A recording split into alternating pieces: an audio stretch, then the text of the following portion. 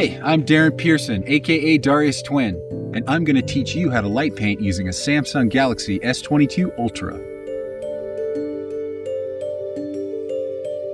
First thing you're going to need is to sketch a design. So let's use one of my favorite features on this phone, the S Pen. Light drawings need to be made in under 30 seconds, so our design should be kept relatively simple. To light paint, we'll need to get a tripod to keep the camera steady during the long exposure and some lights.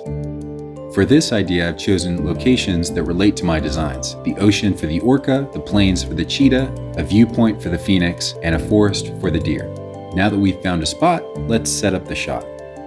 To shoot a light painting, you're going to need the flexibility of Pro Mode, which unlocks advanced access to your Galaxy S22 Ultra camera settings. So once you've set up your Ultra on the tripod, you're going to open the camera app, scroll to More, and choose Pro. First, set your focus, which you can do manually or using the auto setting. I've found that 0.8 is usually a good focus value for light painting. Your camera's sensitivity to light is determined by the ISO setting. The higher the ISO, the more sensitive your camera's sensor is. Because we're shooting in a relatively low light environment, I find the 100 to 800 range to be a good setting for starting out, but play around depending on the ambient light in your environment.